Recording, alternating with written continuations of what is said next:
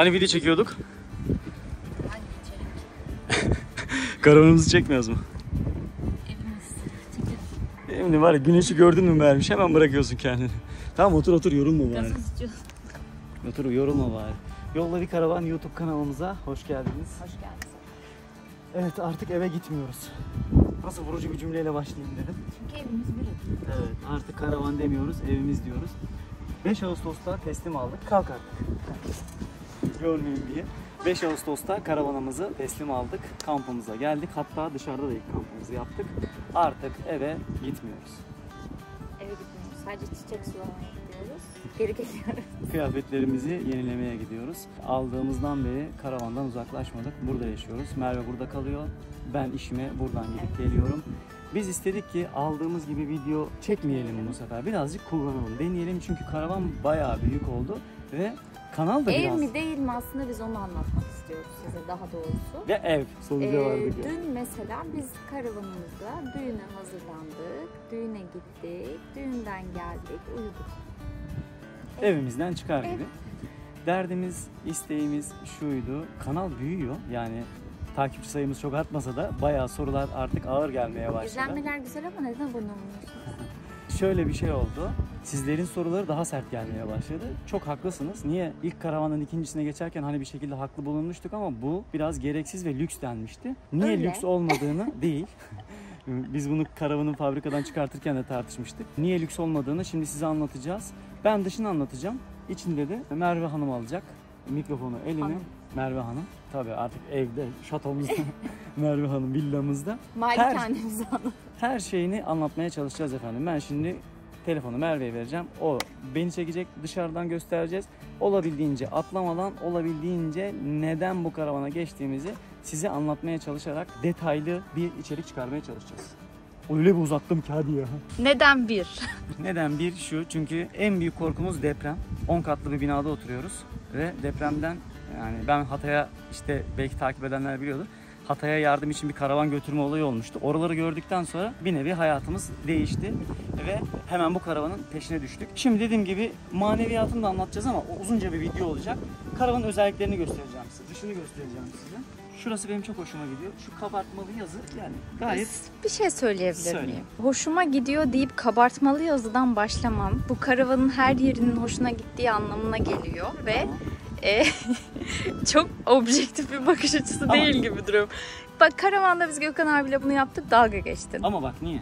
Siz dalga geçtiniz, ben şu. Hayır Bak, biz seninle dalga geçtik ama ben bu hareketi yapacağını çok iyi biliyordum çünkü. şu parlak yani abi şık ya. Mesela evimizde de söve var ya, hani o evin dış görünüşü söveler. Evi tatlı gösterir ya. Şunlar bizim karavanı tatlı gösteriyor. Tamam, hadi ciddileşiyorum. Buraya bir tane TV çıkışı koyduk. Bir önceki karavanımızda yoktu. 220. Çünkü biz dediğimiz gibi elektrik sistemini yine içeriden anlatacağım ama dışarıdan elektrik istemiyoruz. Hani free camp yapmak istediğimiz için elektrikle herhangi bir işimiz olmasın. Orada da en büyük sıkıntımız şuydu. İçeriye sinek girmesin diye sinekliği açamıyorsun. İşte uzatma kabloyu içeriden geçiriyorsun. Onu bitirdik. Böyle bir şey yaptık. Bu TV çıkışının ve şunun benim için pek bir önemi yok. Burada televizyonluk bir derdimiz olmaz. Burada böyle bir özelliğimiz var. Karavanımız bu arada 5.90 boyunda, 2.30 genişliğinde. İlk defa geniş bir karavan kullanıyorum. Karavan Çeken Canavarlar serisi var bizim YouTube kanalımızda. Orayı muhakkak izleyin. Yani karavancı birisiyle tanıştığım zaman ilk arabasının videosunu çekiyorum. Çünkü en büyük problem bu. Bizim memlekette alınabilecek en mantıklı karavan çekme karavan. Motokaravana maalesef güç yetmiyor. Onun için de araç önemli. Çünkü karavan bir miktar uygunsa bile arabayı değiştirmek büyük maliyet çıkartabilir size. O yüzden Karavan Çeken Canavarlar serisi diye bir şey var. Bu ağırlıkta, bu büyüklükte bir karavanı biz Kia Sportage 2.0'la çekebiliyoruz ve 4x4'e ihtiyaç duymadan. Şimdi burada 70 litrelik orijinal Fiamma'nın su tankı var. Buradan dolduruyoruz. Bu kilitli. Sabit kampta pek ihtiyaç duymuyoruz ama işte şurada yazmış Alco'nun ATC'si var. Bu arada şöyle bir şey söyleyeyim. Bu videoyu iPhone'la çekiyoruz. DJI ile çekmiyoruz. Birazcık ses problem olabilir ama siz zaten bizi biliyorsunuz. Alco ATC neden var? Çok büyük ve ağır bir karavan olduğu için yolda böyle bir teknolojiye ihtiyaç var. ATC nedir? Bilmeyenler için, biz bunların hepsini Gökhan abiyle işleyeceğiz bu arada bizim YouTube kanalında ama bilmeyenler için arabalardaki ESP sistemi gibi düşünebilirsiniz. Karavan yoldan çıktığı zaman dengesini kuruyor. Frenle sizi yola sokuyor. Şimdi şu gövdeyi gördünüz. Yani ya yakışıklılık diye bir tabir var ya, erkekler için hani yakışıklı diye bir tabir var ya, benim karavanım, ben bazen kızım diye seviyorum ama bir erkek olsa kesinlikle çok yakışıklı bir erkek olur. Baş tatlı tuz ekliyorum. Bize yakışıyor çünkü. Şimdi bak, kesinlikle ne bir reklam ne bir işte yönlendirme yok, hiçbir şey yok. Sadece hayatımızı anlatacağız size. Mesela karavanı seviyoruz ediyoruz değil mi? Erdallardan yani Gencer Karavan'dan en çok istediğim şey şuydu. Şu kapağın büyüğünü yapabilirim. Bütün yap. Evet. Yani soruyorum, bilmiyorum da yani. Sonuçta biz içinin kullanımını biliyoruz. Yapımını nereden bileceğiz? Ricamız şuydu. Kapak şu olmasın. Açıyorum kapağı. Bak şurada. Şöyle. Ben şunu şuradan açılan bir kapak isterdim yani komple. Niye? Mesela burada oturdum. Şuradaki eşyayı alırken şöyle çalışıyorum. Ama mesela bunun daha genişini veya komple açılanını isterdim. Zorsa bilmiyorum ama kolaysa bence kesinlikle yapılmalı. Bu arada biraz yaklaşırsan hanımım artık böyle ağır takılıyorum. Şöyle bir şey astım ben. Şöyle bir ışığım var. Burada bunu görüyorum. Belki Erdallar yani Gencer Karavan bunu da yapabilir. Buraya bir aydınlatma sistemi de koyabilir. Yine aç kapatlı bir şey olabilir. Tabii. Bak buraya doğru gidiyor. Burada az kullandığım yani uzanmasına zorlandığım çok nadir kullanacağım eşyaları koyuyorum. Burada da Alugaz'ın tüpü var. Ve çok güzel bir olay daha var. Onu da anlatacağım size. Doğa kontrol, Turman'ın dedentörü müdür nedir bunlar? Yani bizim karavan 2 tane tüpü aynı anda bağlıyorsunuz. Bittiğinde şu aleti çeviriyorsunuz ve diğerine geçiyor veya yarıya koyuyorsunuz. İkisini aynı anda kullanabiliyor. Bittiğinde kendi otomatik geçebiliyor. Niye Alugaz kullandık? Karavanımız biraz ağır olduğu için, büyük olduğu için tasarruf nereden edebiliriz dedik. Yerli tüpü bıraktık, Alugaz'a geçtik. Gerçekten çok hafif ama biraz pahalı. Yerliler 4-5 bin lirayken bu yaklaşık 10 bin lira civarında bir şeydi. Erdallar şunu veriyor bize, Fiammo'nun atık su tankını veriyor. Bu da işte free kamp'a gittiğimiz zaman kendi giderimizde doğayı kirletmeyelim diye. İşte yangın tüpümüz. Evet ya, bence her karavanda olmalı. Ben bir tane dışarıda bir tane içeride bulunduruyorum. Allah korusun, küçük bir alan. Her şey iç içe. Yani tedbir tedbirdir. Bak şurada 5'lik temiz su var değil mi? Bunu görüyorsunuz. Bunun içeride nasıl kullanıldığını anlatacağım size. Bizim karavanda ortada damacana, pet şişe öyle şeyler görmeyeceksiniz. Temiz su hattımız var bizim. Aquamat diyorlar. Temiz su, TMS diyorlar. İşte adı neyse. Biz dışarıdan aldığımız 5'lik pet şişeyi şuraya getiriyoruz, koyuyoruz ve içeride özel bir musluğumuz var. Oradan Merve çay demleyeceği zaman, meyveyi, sebzeyi yıkayacağı zaman buranın suyunu değil de temiz suyu yani içilebilir suyu kullanıyor. Burada başka anlatacağım bir şey yok. Eleştirimi de yaptım işte. Yani dedim ya, teknik olarak bilmem. Mesela şu menteşeyi değil de daha basit bir menteşe isterdim. Ama tutup da şey diyebilirler. Mesela bu güçlü bir kapaktır. Bu menteşe tutuyor diyebilirler. Ve geniş olmasını isterdim. Yani sonuçta her şeyi mühendislerle karar veriyorlar. Evet. Hani muhtemelen vardır sebepleri ama biz kullanıcı olarak belki yumuşatılabilir bazı şeyler diye yorum yapıyoruz. Şimdi AHTC'yi anlattım size. Bir tane stabilizatörümüz var. Pilot tekerimiz bunda yanda. Bir öncekinde böyle değildi. Bunlar bilmiyorum hani çok özellikli bir şey midir ama sorunsuz kullandık işte. Hatta ilk free kampımızda toprak olan bir yere gittik değil mi? Yeşillik, çimen olan bir yere gittik. Herhangi bir zorluk yaşamadık. Kapağımızı kapatalım. O 5'lik temiz suyun varken kesinlikle bu kapağı açık bırakmayalım ki güneşten yosun tutmasın, bir şey olmasın hani gelip gelmediğimizde. Veya biz onu çok bekletmiyoruz onu içeride. Zaten hızlı tükeniyor da baktık gidiyoruz, gelmeyeceğiz karavana ki öyle bir şey olmadı. Hemen alıyorum onu orada. Şimdi ön tarafta büyük bir cam var ama içeriden gördüğünüzde anlayacaksınız. Şöyle yan tarafa doğru devam edelim. Yan tarafa doğru devam edelim. Aha yine kabartmalı bir yazı. Yine kabartmalıyız. Tamam, ona bulaşmayacağım. Bunda Alco Ranger kullandık. Turma Moore kullanmadık. Bir öncekinde Turma Moore kullanmıştık. Şöyle tecrübe ede gidiyoruz. Turma Moore'da biz yağmurlu havada çıkarken yokuşta tekerlek çok sarıyordu. Daha fazla bastıramıyorduk. Ama Ranger'da öyle bir şey yok. Ranger'da siz tekerleğe daha fazla baskı yaptırabiliyorsunuz. Bir sınırı var mı bilmiyorum ama biz mesela bununla zorlanmadık. Ağır bir karavan olmasına rağmen. Yine Turma'nın kombisini kullandı Gencer burada. Çünkü kombi bizim için elzem bir parça. Alde'yi hiç denemedik. Alde'yi kullanan dostlarımız var. Süreden yana şikayet ediyor ama kullanımdan yana biz kesinlikle kombinin hem sıcak su hem ısınmadan yana taraftarıyız yani. Bizim için en iyisi o. Karavanın elektrik girişi. Karavanda elektriğe ihtiyaç duymuyoruz dedim ama elektriğimiz bağlı, sigortamız kapalı. İçeride bizim bulaşık makinamız var. Sadece bulaşık makinesinde kullanıyoruz. Çünkü güçlü bir invertör seçmedim. Onun dışında...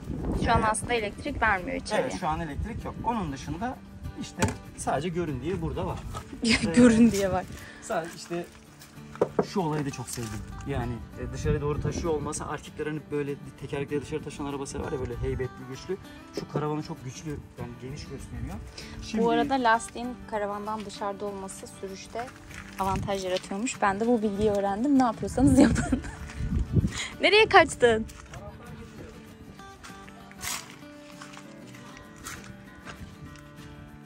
Evet, bu karavanda sadece her şeyin bir anahtarı yok. bazı şeyleri bir anahtar açabiliyor. Ha doğru, pardon.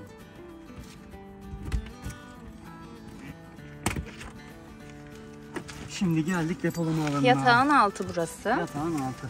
Yatağımız ada yatak bu arada. İçeride göreceksiniz. Bunları almadık buradan. Bu bizim Nurgaz'ın sandalyeleri. Bayağı iri sandalyeler. Katlanmayan sandalyelerden. Bakın buraya yanlamasına sığ yok. Yatağın ön tarafı da boş kalıyor. Her şeyimiz burada. Tente malzemelerimiz de burada. Bir de şurada şöyle bir ışık var. Belki Merve çekemeyebilir ama basayım, hatta aydınlandı. Karanlıkta daha fazla iş görüyor o. Erdal buraya, hep Erdal diyorum ya, Gencer Karavan buraya bir ışık koymuş. Biz Erdal'la muhatap oluyoruz ya hep genelde ve Onur Usta'yla. Yükleme alanından yana gayet güzel. Bunun ön kısmında da yatağın altında da boşluk var içeriden kullanabileceğiniz şeyler için, ama o kadar çok depolama alanı var ki biz orayı daha hiç içeriden açmadık. Şunu isterdim ama biliyor musun abi? Mesela şu kapak belki biraz daha büyük olsaydı işime gelirdi. Bu arada ben koyuyorum ama döndürerek koymaktansa ya işte insan olur. Olabilirmiş aslında, mesafe var. Dur bakalım Onur Usta'dan ne Bunda diyecekler. not alın. Belki bizden sonra belki bizden sonrakilere öyle bir şey yapılabilir. Ve Steve Water, yani şehir suyu dedikleri, bu karavanda depoyu sabit kaldığınız zaman doldurmanıza gerek yok. Steve Water'u ben genel anlatıyorum, bilmeyenler için zaten dediğim gibi teknik detayların olduğu bir kılavuz gibi bir şey çekeceğiz artık. Çünkü çok soru gelmeye başladı. Eski karavanın aynısı, sıcak soğuk özelliği olan dış dışımız. Bunu da artık biliyorsunuz ve onu asabileceğimiz bir Avada kullandık. Evet, şimdi çok hızlı ilerliyorum değil mi? Bak bu sefer uzatmadım. Evet, ilk 10 dakika biraz sıkıcı. Arka çok tamponu konuştuk. değiştirdiler ve daha böyle dışarıya doğru çıkıntılı, heybetli bir şey yaptılar. Heybetli kelimesini ben çok kullanacağım herhalde. Hakikaten onun heybetli dışında ya, şöyle küçücük güzel kaldım. bir kabartma yaptılar. O düz yazıyı bıraktılar. Belki size düz yazı da gelir bilmiyorum ama bizimkinde gerçekten şu olayı sevdim yani. Dışarıya doğru taşma olayını. Güzel, artık tasarımın da peşine düşmeye başladı. Yani tasarım uğraştırıcı bir şey. Karavanı güzel göstermek uğraştırıcı bir şey. Onu da es geçmiyorlar. Şık dursun diye ellerinden geleni yapıyorlar. Kasetli tuvalet ve rüzgar çıktı. Artık içeri girmeliyiz. Artık sesim az geliyorsa da yapacak bir şey yok. Burada kasetli tuvaletimiz. Onu biliyorsunuz zaten. Bütün karavanlarımız, yani son iki karavanımızda vardı. Öyle bütün karavan değil de şey yapmayayım. Son iki karavanımızda vardı. Kasetli tuvaletimiz yine kilitli. Burada başka göstereceğimiz Bartal kapı var. Bartal kapımız var. İkiye bölünebilen bir kapı, onu göstereceğim. Sanel'in dış aydınlatması ve yine kesinlikle kasetli tente. 4 metre boyunda kasetli bir tentemiz var. Kesinlikle hangi karavan alırsanız alın kasetli tente kullanın. Çok uzatmadan içeriye geçmeden önce bu kapının şöyle bir özelliği var. İkiye bölünebilen bir kapı. Küçük çocuğu olanlar için, evcil hayvanı olanlar için. Ya da mesela rüzgarlı havalarda kapı bütün olduğunda kapı çarpıyor ama yarım olduğunda açık kalıyor. Hani öyle havalandırmak istediğinizde ve rüzgarlı havalarda yarım kullanabiliyorsunuz. Evet, şurada da bir güneşliği var. Onun dışında bunun camı biraz daha puslu ve siyahi. Şurada çöp kovası var ama biliyorsunuz biz çöp kovası olarak kullanmayız. Asla. Tenteyi de kullanmayız. O zaman şimdi Merve'nin şovu başlasın bakalım. Biz bu karavanı alalı aslında 15 gün oldu. Biz hemen çekmek istemedik. Dedik ki deneyimleyelim. 15 gündür karavanda yaşıyoruz. Birçok avantajını, dezavantajını deneyimledik. O şekilde karavanın içine hep birlikte girdik. Bizim eski karavanda biliyorsunuz oturma düzenimiz arka taraftaydı. Bu tarafta yatak vesaire vardı. Bu karavanda oturma düzeni ön tarafta. Tabii ki bunun avantajları da şöyle: manzaralı bir tarafa gittiğimizde karavanın ön tarafı genelde orada olduğu için ve burada büyük büyük camlarımız olduğu için her tarafta manzaranın çok daha fazla keyfine varabiliyoruz açıkçası. Bu oturma alanı önceki karavanımızdan daha geniş olması sebebiyle oturma alanımız tabii ki çok daha geniş, çok daha konforlu. Hatta ben senin karşına oturabilir miyim? Tabii ki oturabilirsin. Çok daha konforlu. Biz burada işte aynı zamanda 2 bazen 3 bilgisayar açık oluyor. Çalışıyoruz, televizyon izliyoruz, yatıyoruz, yani uzanıyoruz. Hatta geçen de 5 kişi kahvaltı yaptık burada. Gayet geniş bir oturma alanı var. Şu şekilde dokunmatik ledlerimiz var. İki tarafta hem kitap okuma için hem daha loş bir ortamda oturmak istiyorsanız. Böyle. Orada USB çıkışımız da vardı değil mi? Evet, şu kenarlarda USB çıkışı var. Onun dışında zaten burada yeteri kadar işte Type-C, USB, birçok çıkış, giriş ne şu derseniz hepsi var. Aparat, şu parça ne işe yarıyordu Merve Hanım? Bu aparat bizim aşağıda inverter'ımızı her defasında açıp kapatmamamız adına inverter açtık. Şu an enerjimizi de gösteriyor. Mesela 13.8 ile 13.9 arasında akıyor. Kapat. Bu o işe yarıyor. İnvertörü açma kapatmak için öyle bir buton yaptılar. Açma kapatma için bir buton yapıldı. Burası zaten yeterince aslında geniş bir hani raf olarak kullanılabilir vesaire. Biz hep süs eşyalarımızı koymuşuz. Süs eşyalarımızı koyduk aynen. Onun dışında buradaki raflar ve dolaplar o kadar fazla yeterli ki, hatta çoğu boş bile, yani buraya ıvır zıvırımızı attık biz. Burada zaten hani açık alan olduğu için böyle dekoratif şeyler olarak kullanabiliyorsun. Bilgisayarlarımız genelde buraya koyuyoruz. Şuradaymış. Şuralara koyuyoruz bilgisayarlarımız. Hani ulaşması daha kolay olsun diye. Ben burayı tabii ki mutfakta bizim bulaşık makinemiz olduğu için ben 2 çekmecemden vazgeçtim. Ne? Mutfakta bulaşık makinem var. 2 çekmecemden vazgeçtim bulaşık makinesi için. O yüzden ben burayı da böyle hani çok fazla kullanmadığım plastik eşyalarımı, aslında bu mutfağa yakın dolap olduğu için biraz mutfak gibi kullanıyorum açıkçası bunu. Peki o ovalliğe ne diyorsun? Çok güzel ve mat. Evet. Yani çok şık duruyor. Dur birkaç ışık mat yakayım. Sevdamı. Mat olması, işte böyle dikey bir tasarım olması, beyaz olması çok ferah gösteriyor karavanı. Çok seviyorum. Özellikle akşamları karavanımız böyle o ledlerle falan böyle. Çok şık duruyor değil mi? Tamamen görsel. Peki şunu niye koydun hayatım buraya? Ya ben bunu gezdiriyorum. Bunu işte bazen fırına takıyorum, bazen buraya takıyorum. O an canım ne isterse ben bunu gezdiriyorum. Bu kurulama bezim benim. Mutfakta daha çok burada işime yaradığını düşünüyorum. Ama başka bir yere de koyabilirim. Sıkıntı Bak biz buraları da hiç kullanmamışız Merve. Neredeyse. Evet, ben buralara bak mesela peçete koymuşum. Koyarım, yaparım öyle şeyler. Tabii buraya koyduğumuz şeyler de görünmemesi lazım ki hani. Evet, ha bu Çirkin arada durmayacak şey de olması lazım. güzel. Mesela bu, bak bilgisayarım da görünüyor baktığımda. Yukarı çıkarsan görünür. Düşünmüşler, bunu da düşünmüşler. Hani her koyduğun şey burada gözükmüyor. Çok dağınık dağınık görünmüyor. Ha bu arada mesela bizim bu karavana geçmemiz, daha uzun zamanlı karavanda yaşamamız için çok büyük bir avantaj oldu. Karavan küçük bir alan olduğu için şey çok oluyor. Dağınıklık. Evet. Her şey ortada kalıyor gibi. Burada hiçbir şeyimiz ortada kalmıyor. Sürekli düzenli. Çünkü her şeyi koyabileceğiniz bir yer var. Dediğim gibi bak burası boş şu an. Yerleşemediğimizden değil. Yerleşemediğimizden değil biz. Arka tarafta burada. çok Şu an dolap biz var. gayet yerleşiyiz. Hatta komple yaşamıyor olsak bu dolapların çoğu daha da boş olur. Peki sen burada bilgisayarını kullandığın zaman elektriği nereden alıyorsun? Nasıl yani, aküden? Yok, nereden alıyorsun? Prizimiz var ya bir tane. Ha, o anlamda. Evet. Ya şunu rica etmiştik ama bunu da standarda koymuşlar artık zaten. Aynen. Burada bir tane 220 çıkış Burada oldu. bir 220 çıkışımız var. Yine işte inverterle çalıştırdığımız zamanlarda. Yine baş tepe lambası şurada da var bir Aynen, tane. tepe lambası var. Burada yine USB çıkışı var. Şu şerit ledlerimiz çok, gerçekten akşamları çok şık duruyor. Kapatayım bakayım nasıl duruyor. Açalım. Böyle duruyor. Evet, akşamları çok daha hoş duruyor. Şu an tam güneş tepemizde ve biz karavanda terlemiyoruz. Burada reklamını yapayım. Burada büyük bir pekimiz var. Bu şekilde. Gayet yumuşak. Açılış kapanış da yumuşak. Şu şekilde çeviriyorsunuz. Tabii tekrar böyle çevirip aldığımızda da kapanıyor. Evet, rüzgar var, kapatıyoruz o yüzden. Rüzgar olduğu için kapalı. Mutfağa geçmeden şu tarafa bir geçelim. Burada yine bükümlü dolaplarımız var. Bunlar böyle aslında küçük gibi görünse de içi derin olan dolaplar. Burada işte sıklıkla kullandığım torbalarım, filtre kahve kağıdım, mutfak havlularım. Burada tamamen ıvır zıvır işte, hani genelde bunlar hep dışarıda kullanıldığı için kapıya yakın tarafa koymaya çalıştım. İşte kağıt havlu, sinek ilaçlarımız. Bu şekilde. Burada bir tane televizyonumuz var. Kaç inçti bu hayatım? 17 galiba ya da 18 öyle bir şey. Öyle bir şey, küçük boy. Ya aslında orta da boy. Yok Çok 17 küçük değil pardon, 21 ya da 22 olması 21 ya lazım, da özür dilerim. 22, evet. Kaç paraya almıştık bunu? Biz bunu Mediamarkt'tan aldık değil mi? 2300. 2600 ile 2800 öyle bir şey aldık. Bu Android TV. Biz bunu uydu olarak kullanmıyoruz. Normal telefonumuzdan falan internetimize bağlayıp o şekilde işte YouTube, Netflix ne izliyorsak onları çalıştırıyoruz. Onları açıyoruz. Onun dışında burada tüm ıvır zıvırlarımı attım. Bunu çok da açmak istemiyorum. Ve ortada kalacak işte kablodur, işte şarj aletleri vesaire. Onları koyduğum bir kutum. Burayı çok toplu gösterdiği için o kutuyu kullanıyorum. Buraya biz karavanda böyle tek kullanımlık sularımızı dolaba koyacağımız... Yani biz bu suları daha çok seviyoruz bu arada. Tek kullanımlık olduğu için. Bir içimlik. Tek içimlik. O yüzden bunları buraya dizdim. Demek istediğim şey, bunlar işte mesela önceki karavanda hep ortadaydı.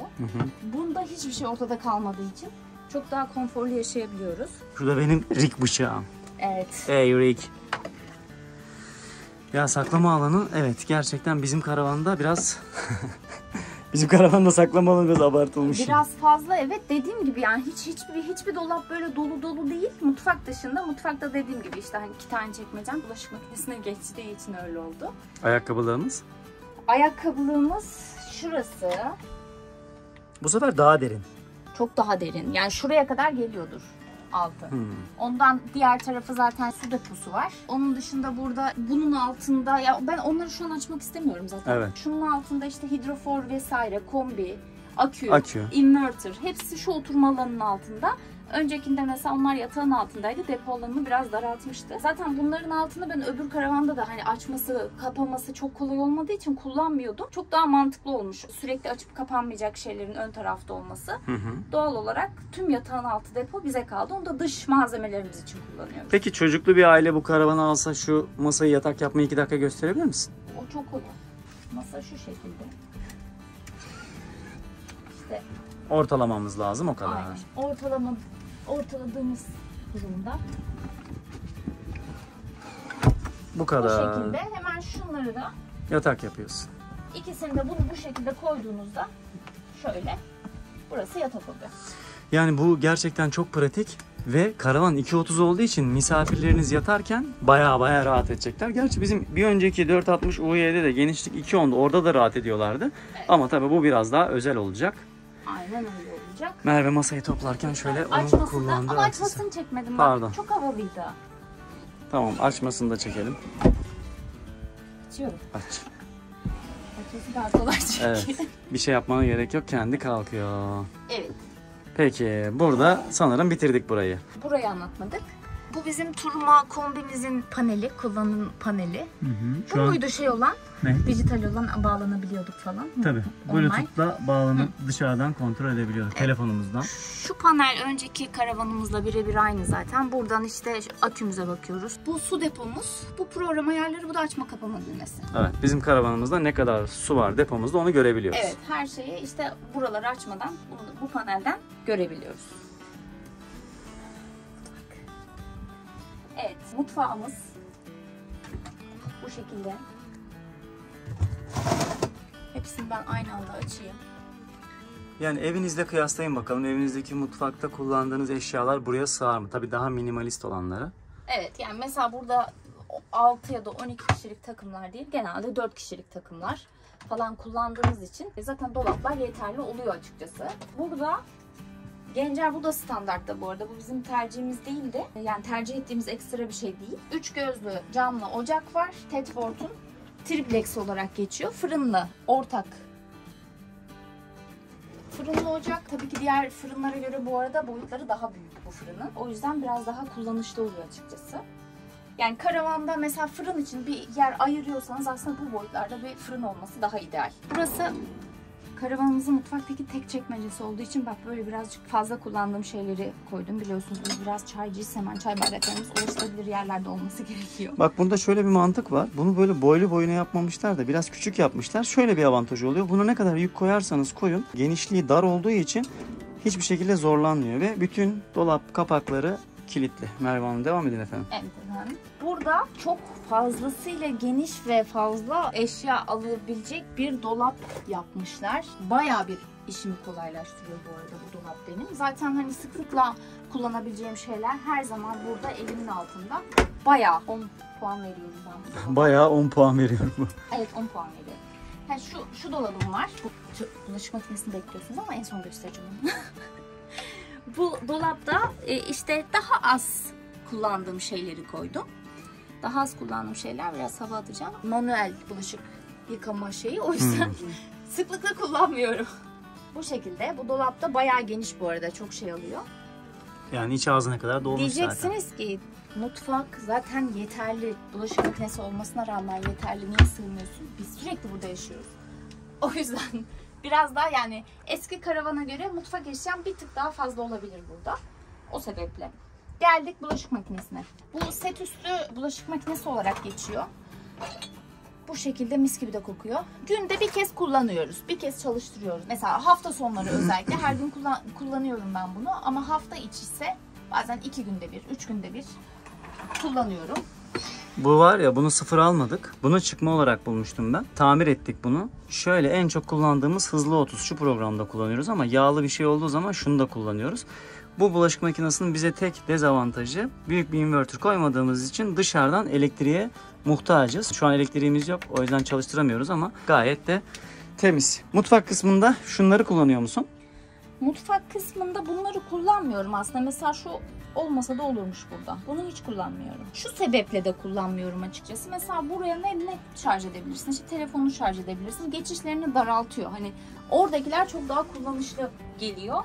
Burada 220'yi kullanırım. Kahve makinesi için kullanıyorum. İşte blenderdır vesaire. Hani öyle şeyleri şu an karavanda bulundurmuyorum henüz ama bulundurursam bu mutfak için çok kullanışlı bir konumda. Burası gerçekten bazı evlerdeki evlerden de büyük bir evye. O sebeple ben çok rahat tencere falan yıkıyorum. Hani makine küçük olduğu için tencere falan koymamaya çalışıyorum. Zaten bazı tencereleri de koyamıyoruz makineye. Gayet yeterli oluyor. Hani bir karavan evyesi için gayet büyük, yeterli. Bu da bizim. Bu da bizim gösterdiğimiz dışarıdaki içme suyu hattımız. İçme suyu musluğumuz bu. Normal bulaşık yıkamak için kullandığımız musluk burada. Şunun markasını bilmiyoruz ama bunu Erdal Özel bulmuştu galiba. Bu 5.90'lara koyuyor bunları. Ya şekli çok güzel. Şöyle şık, kuğu evet. dedikleri değil mi? Bir de üstü beyaz. Sağa sola hareket edebiliyor. Sıcak, soğuk her zaman Aynen. burada suyumuz Bu da hazır. aynı şekilde. Şöyle tabii bunu kapatıyoruz. Şu şekilde. Aha işte suyu. Bu şekilde kapatıyoruz ama genelde hep açık duruyor. Yani hiçbir evde de böyle bir imkanı kullanmıyoruz. Ve burada mutfak camımız gizli. Yani burayı kapatmışlar ki olabildiğince burayı koruyalım. Yemek yaparken veya bulaşık yıkarken buranın camına zarar vermeyelim diye. Yine sineklikli, güneşlikli. Evet, bunu burada gizlemeleri benim gerçekten çok hoşuma gitti bu arada. Hani her pencere için yapmamışlar bunu. Bir işte ön kısım için yapmışlar. Orada pencerenin dışında kaplama görüyorsunuz. Oradaki çerçeveleri görmüyorsunuz. Buralarda benim zaten hani görsel olarak bir şeyim yok. Hani gayet uyumlu da, hatta karavanın renkleriyle. Ama evet, şunun görüntüsüyle, görüntüsü biraz daha güzel bizce. Daha güzel ve bu uyumda mesela bu mavi tonunda bir malzeme ama bence şık olmuş. Şimdi gelelim buzdolabına. Buzdolabı 132,5 litre olarak geçiyor ama bence çok daha kullanışlı bir alanı var. Tedford'un buzdolabı 12 volt, yani karavanın kendi enerjisiyle besleniyor. Tasarım da çok şık ve geniş bence. Eski dolaba göre çok daha kullanışlı. Buzluğumuz full dolu bu arada. Çok da güzel buz yapıyor ve ben 2'ye 1 olarak kullanıyorum. 1'e 1 de yetiyor. Bu alt kısım, bu da buzluk tarafı. 3'e kadar ayarı var. Biz 1'de kullanıyoruz. Gayet de hızlıca buz yapıyor. Şu da gece modu oluyor zaten. Ondan bahsetmiştik. Hatta bu sebzeliğim baya dolu şu an benim. Yani böyle çekmeceli bir şey var. Sebzeliği var. Tam zamanla çalıştığımız için buzdolabımızı biraz yoğun kullanıyoruz. O yüzden dolu içerisi. O yüzden dedim zaten sanki 132,5 litreden daha fazla bir kapasitesi var gibi duruyor. Onun dışında buzdolabımızın altında da böyle bir ardiyemiz daha var. Burada daha çok böyle ıvır zıvırlarımızı, kahve gibi. Kiler. Evet, Merve'nin kileri. Evet, yığma kiler. Bu düzenli kiler, bu yığma kiler. Evet, şimdi burası bizim yaşam alanımız. Burası bizim uyku alanımız. Bu şekilde bir akordeon perdemiz var. Burayı 2'ye bölüyor. Zaten bunun sayesinde de gerçekten aslında 1+1 bir karavan gibi düşünebiliriz açıkçası. Bu girdiğimizde yatak odasının ilk dolabı. Buraya biz işte çamaşırlarımızı, işte çoraplarımızı falan koyuyoruz. Buraya asacağımız şeyler. Aşağıda çantamız, bilgisayar çantaları vesaire. Dediğim gibi yani o kadar geniş alanı var ki hiçbir şey ortada kalmıyor. Aslında burada ben bunların karavanın mesela dolabı açınca görünmesini çok sevmiyorum. O yüzden saklamak için de biraz oldu aslında. Burada MPPT cihazı var. Onun arkasında işte elektrik panelleri vesaire var. Ben dolabı açtığımda bunun sayesinde onları da görmemiş oluyorum. Güzel oluyor yani açıkçası. Bayağı geniş. Kaç karış burası? 2 karıştan fazla genişlikte bir dolabı var burada. Burası da böyle işte tişört falan, hani katlamalı eşyalarınız için çok gayet yeterli bir dolap. Dediğim gibi biz biraz yoğun kullandığımız için buradaki eşyaları da tabii ki çoğalttık. Bu kadar değildi. Eskiden eşyalarımız karavanda. Burada ada yatağımız var. Şezlong yatak olarak geçiyor. Burada da yine dokunmatik ledlerimiz var, USB'li. Bu yatağı böyle kaydırıyorsunuz. Yine akşam da mesela bir geçiş alanı kalıyor. Şu kadar falan geliyor bu yatak. Peki oradan bana doğru gelir misin şu an? Hatta evet. Şunu da söylemek istiyorum. Ben arkadaki, orası çıkacak mı bilmiyorum. Tabii gel istersen. Normalde şunu çekip çıtlatıyorsunuz. Daha yatağı ittiriyorsunuz buraya kadar. Ben o şeyi de gündüzleri yapmıyorum. Yani hani yap bakalım be. Tamam. Bir de öyle iteyim. Tamam. Bir de böyleyken itelim. Bakın açıyı görün şimdi. Tamam. Şimdi gel bana doğru. Yani bayağı Bayağı. Nazo gelin seke seke çaydan geçer ya. Aynen öyle. Dediğim gibi sürekli onu çıtlatmak vesaire uğraşmak istemiyorum açıkçası. Yatağı şuradan kıvırıp ittiriyorum. Sabah hazırım. Yani biz ada yatağı bile kurmuyoruz aslında. Hep yatağımız sabit gibi bir şey. Aynen öyle baktığınızda ki gerçekten bak ben bu kadar açmadan kullanıyorum ama burası çok rahatmış. İşte Bayağı rahat. sen öyle bir uyanıklık yaptın ama gerçi geçiyoruz, sıkıntı değil Yine de. geçiyoruz. Bir misafir ama her geldiğinde defasında evet böyle orayı da çıtlatmak falan yani ne bileyim belki de bir Ve çok şık kullanım duruyor ya. süresi Ben vardır, sana onu söyleyeyim. şey yapmak istemiyorum. Böyle daha şık duruyor. Şu haliyle yani burası daha fazla dik olduğu zaman. Ve yatak başı da aynı ev gibi. Bak şu ince detay hoş bir şey. O ince detay Yatak başı. bir şey tabii. Peki yatağımızın üstündeki dolaplar. Buralarda boş denebilir ya. Burada tabii yedek resimlerimiz var. Şurada 1, 2, 3 tane de böyle seti olan raflarımız var. Evet. Dolapların kendi bükeyliği güzel. Şık duruyor böyle. Işık da Aynen vurdu mu öyle kendi ya. sarı ışığı. Tasarımda yani Dünya markası. açık ya vallahi hiçbir şey değiştirmenize gerek yok değil. Çok düşünülmüş çünkü hareketler görüyorsunuz burada. Peki biz niye ada yatağa ihtiyaç duyduk? Sabahları toplaması kolay. Nevresim için böyle hani oraya geçeyim, oraya sıkıştırayım, buraya geçeyim, buraya sıkıştırayım. Ya, lüks gibi gelebilir ama değil. Yani sürekli her gün bunu yaptığınız için buna bir süre sonra ihtiyaç duyuyorsunuz. Onun dışında gece mesela lavaboya geçilecek. Burada yatan bu kişinin tepesinden atlayarak geçiyordu mesela. Burada herkes kendi. Aynen. Burada yine burayı açsak bile orada geçiş alanı olduğu için kimse kimseyi rahatsız etmeden ben o tarafa geçeceksem ayak ucundan geçiyorum. Ferhat bu tarafa geçecekse buradan geçiyor. Ben Ve burada yatağın yatıyorum. manzarası şu şekilde.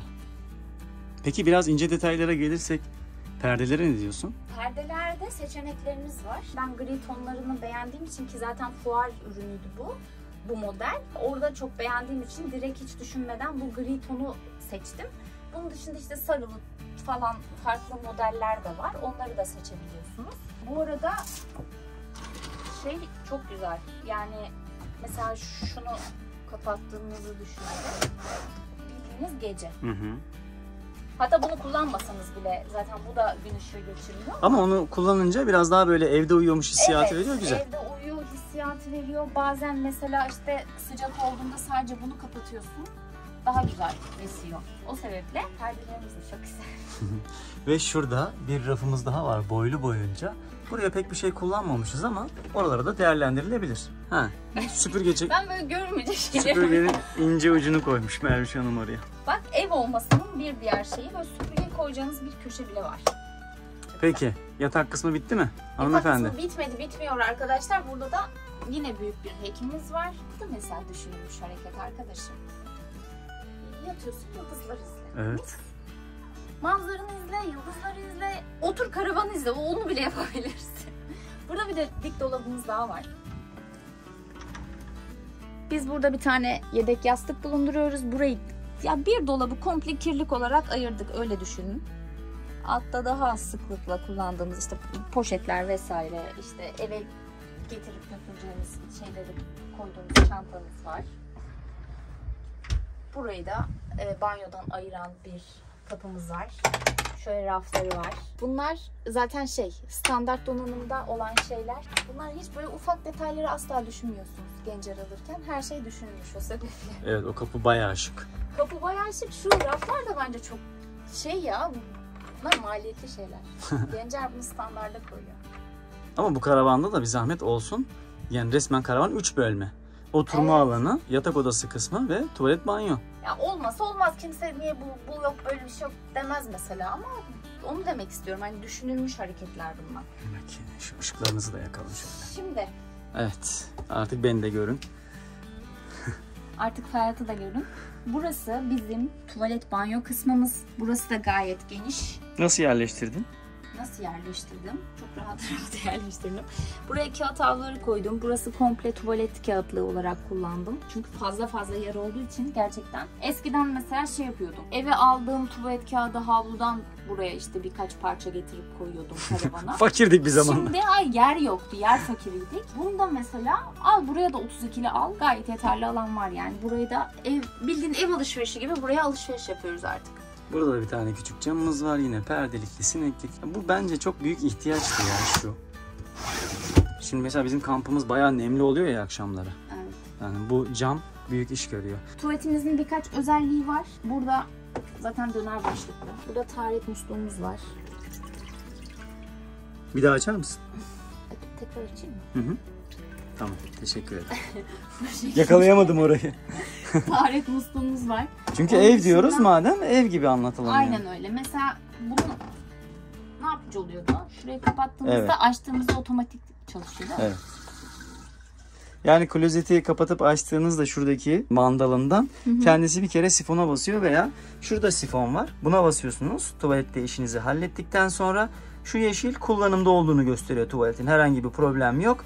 Kırmızı ışık yanıp sönmeye başladığı zaman uyarı veriyor. Artık dolmaya başladık. Işık komple kırmızı olduğunda da tuvaleti dökmeniz gerekiyor. Onu da denedik bu arada. Çalışıyor mu diye. O ışık olayı gerçekten çalışıyor. Son raddede taşmadan öncesinde ışık uyarısı veriyor ve değiştiriyorsunuz kaseti. Bence mükemmel bir şey. Bu sefer mesela Tedford'un ürünü kullanmamışlar. Free Pump diye bir marka. Yani memnunuz. Bundan da memnunuz. Tedford takıntısı yok zaten bizde. Evet. Ben bir dezavantajını görmedim açıkçası. Burada böyle iki tarafta dolaplarımız var. Buralar da boş boş yani. Hani çok fazla dolap var diye de doldurmanın anlamı yok dedik. Çok fazla doldurmadık. Onun dışında buradaki lavabomuz da yine oynar başlıklı. Sıcak soğuk su imkanı burada da var. Lavabomuz da çok şık. Sence küçük mü bu lavabo? Hayır değil. Bence karavan için büyük bile. Karavan el yıkama kısmı için büyük bile gayet yeterli. Çok da şık yani, bu da mat çünkü camın mat. Şu üstü çok güzel olmuş yani tam böyle evimizdeki o lavabo tezgahının üstü gibi. Burada da mesela daha geniş bir dolap var ya şu yandakine göre. Bayağı bir şey alıyor. Hatta burada bir tane daha dolabımız var. Buraya da işte tuvalet kimyasallarını falan koyduk. Temizlik malzemeleri vesaire. Şunu atlamayalım. Buraya biz rica ettik. Banyoda da 220 olsun. Zaten koyuyoruz dediler. Zaten koyuyoruz. Arkadaşlarımızdan gördük. Rica ettik. Zaten koyuyorlarmış buraya da. Aynen. Buraya mutfağa, bir de oturma alanı, bir de televizyonun altında 220. Girişleri mi çıkışları mı oluyor onlar? 220 çıkış. Çıkışları.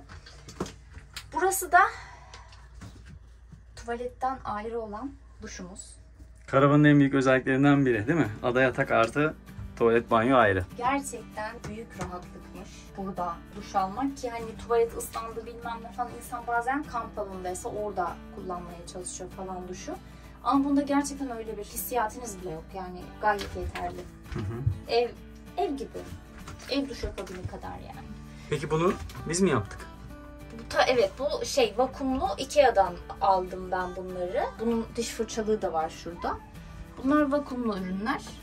Güzelmiş. Buralara takıyorsunuz. Güzelmiş. Ben de beğendim.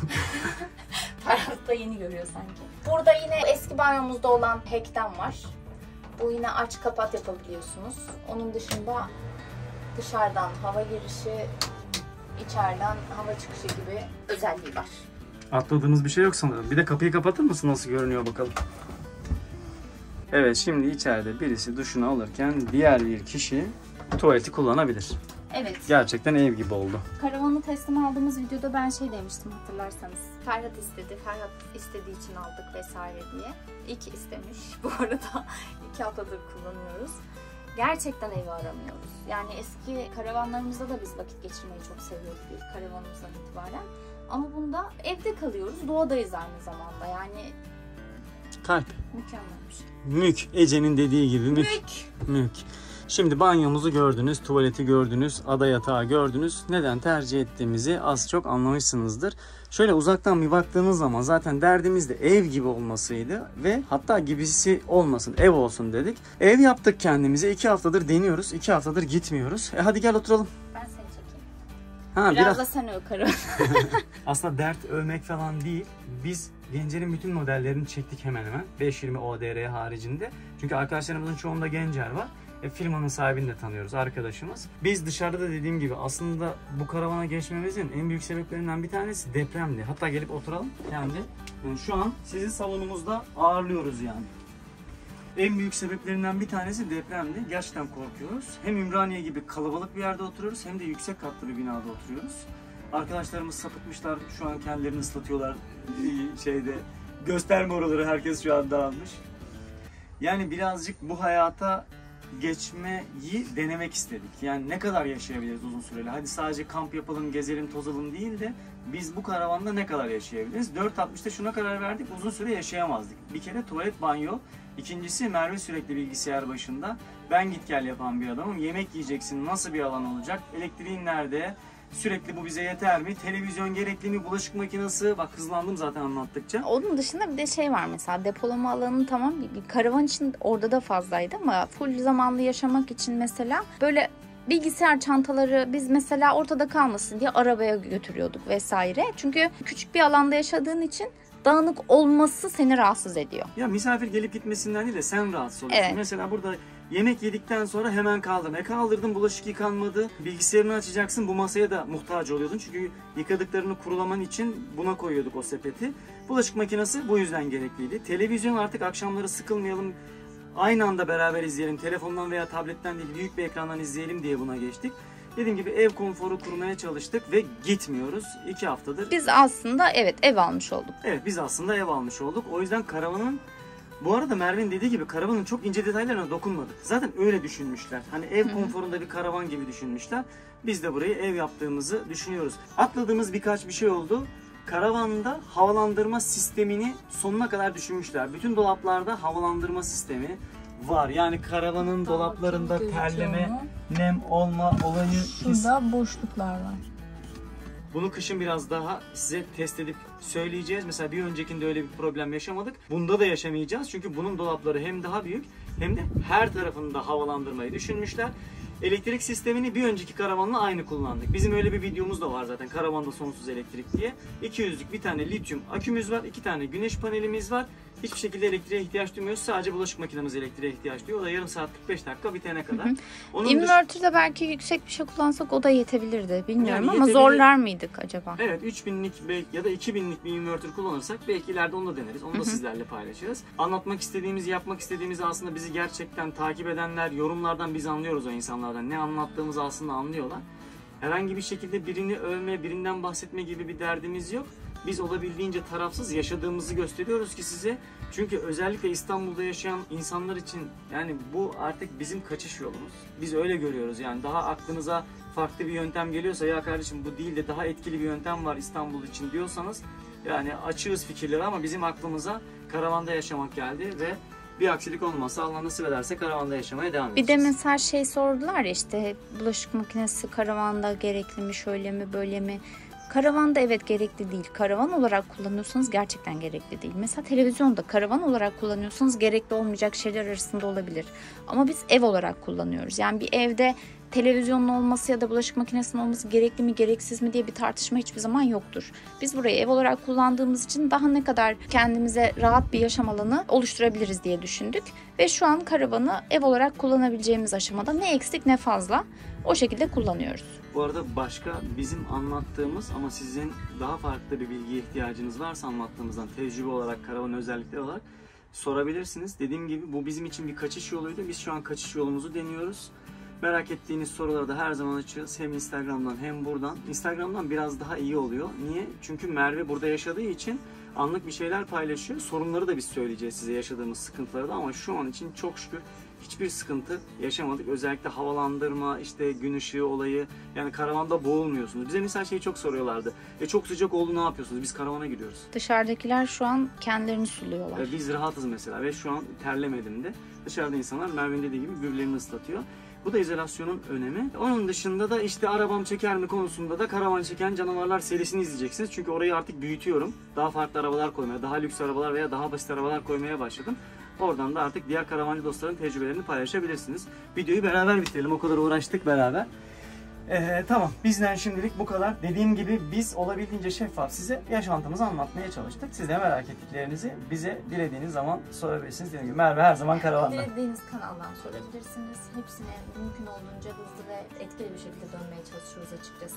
Gerçek yorumlarımızla cevaplar veriyoruz. Bu şekilde bu karavanla ilgili anlatacaklarımız bu kadar. Dediğim gibi ne eksik ne fazla, bir evde arayacağımız şeyler nedir diye oturup böyle bir, yani ekstraları birlikte karar verdik. O zaman siz kendiniz karar verin. O kadar izlettik size, her şeyi anlattık. Sizce bu bir ev mi? Bir ev yapabilmiş miyiz? Sizin gözünüzle. Yani sizin evinize benziyor mu? Standart hepimiz az çok aynı hayatı yaşıyoruz. Bir bakın bakalım, bir yorumlayın bakalım. Yok kardeşim ev değil, çok abartı, çok basit veya çok lüks. Bir sizin yorumlarınız olsun bakalım. Hep biz anlatıyoruz Evet. çünkü biraz da siz Ya söyleyin bunu nasıl mesela olmuş. karavan olarak gördüğünüzde aslında eleştireceğiniz işte o ada yatağı Evet, çok da ev gerekli olarak mi, bilmem görürken ne gibi bizi eleştirin. yorumlar olabilir.